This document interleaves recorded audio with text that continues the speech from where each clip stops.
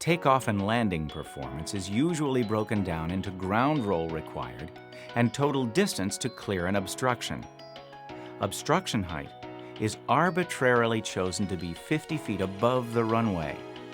Ground roll represents the runway required. Total distance is the ground roll plus the air distance needed to clear the 50-foot obstacle. This graph is for the total distance from brake release to clear the 50-foot obstacle. It's important to know the conditions for which the graph is valid. This graph is for takeoff from a level, paved runway with full power before brake release and 0-degree flap setting. As usual, there is an example problem with the path of the solution.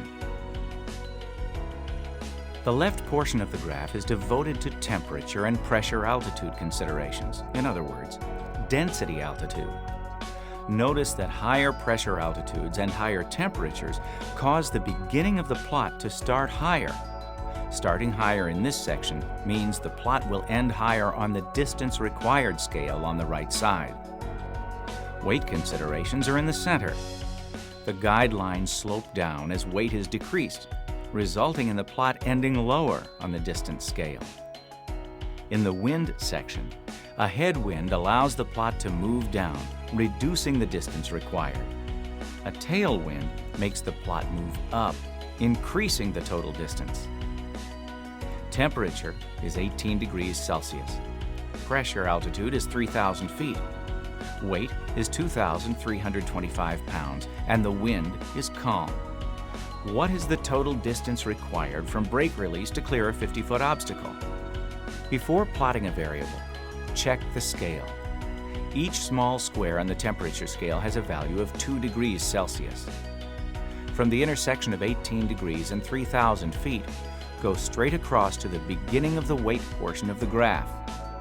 The airplane is at maximum weight, and the distance required cannot be shortened.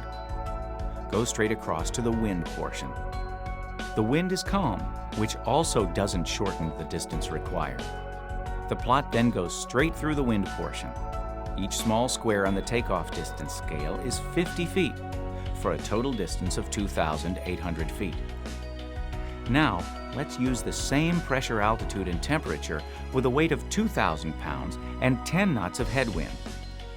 This time, when we reach the weight portion, we'll follow the guidelines down to reach the 2,000-pound weight, which reduces the distance needed.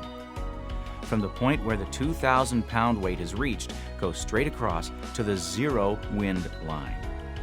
From the 0 wind line, follow the guidelines down to 10 knots and straight across to the distance required scale. Read the takeoff distance of 1,650 feet. To make good the takeoff distance of 1,650 feet requires a specific indicated airspeed for liftoff as well as climb. To find these speeds, go back to the weight portion. At the 2,000-pound weight, read the liftoff indicated airspeed as 45.5 and the indicated airspeed over the barrier or obstacle as 50 knots. Using a chase-around graph is easy as long as you remember to enter at the proper point and follow the guidelines up or down to reach the variables involved. Other graphs may have a different configuration, but the procedure is the same. Plot a point and go on to the next variable. This landing distance chart is valid for a weight of 2,325 pounds, power off, flaps 40 degrees, paved, level, dry runway, maximum braking, approach speed 63 knots indicated, and full stall touchdown. While the pressure, altitude, and temperature section is familiar, the wind effect on landing distance is presented differently. In both the ground roll and total landing distance sections, a dot dash line represents 15 knots of headwind, a solid line, no wind, and a dashed line, 5 knots of tailwind. Wind speeds other than those lines can be plotted by spacing between the lines. In the ground roll section, there are 8 small squares between no wind and 15 knots of wind. Each small square has a value of about 2 knots. A 4-knot headwind would be plotted 2 squares to the left of the calm wind line. Let's plot the landing distance for the same airport with the wind conditions we used for the takeoff graph. From the intersection of 18 degrees and 3,000 feet across to the ground roll section at 10 knots places the plot 2 small squares to the left of 600 feet of ground roll.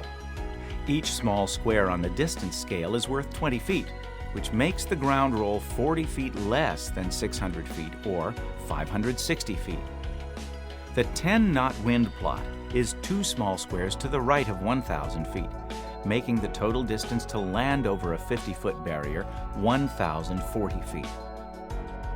Takeoff at a weight of 2,000 pounds required 1,650 feet to clear the same 50-foot barrier, which only required 1,040 feet to land over. Before attempting to land at a short strip, check the distance required for takeoff from that strip. For virtually all airplanes, the distance needed for takeoff is longer than the distance to land.